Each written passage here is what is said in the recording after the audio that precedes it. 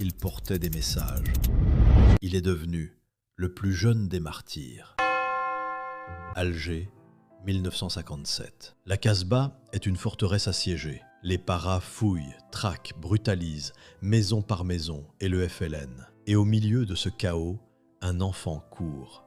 Il s'appelle Omar, il a 13 ans. Omar, c'est l'ombre de la révolution, le plus jeune agent de liaison de Yassef Saadi, chef de la résistance à Alger. Il n'a ni armes, ni uniforme, seulement ses jambes, sa mémoire, son courage. Il traverse les barrages, il livre les messages, il guide les maquisards.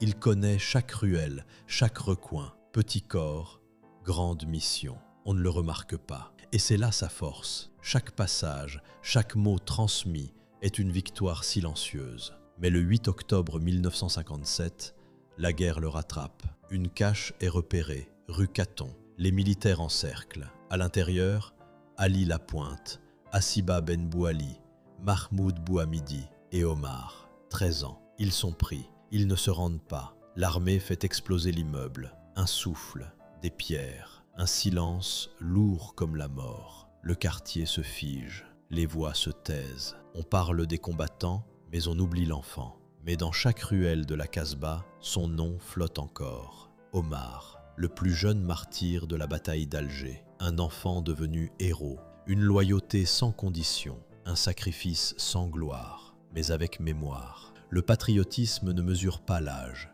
et les plus petits tombent parfois les premiers.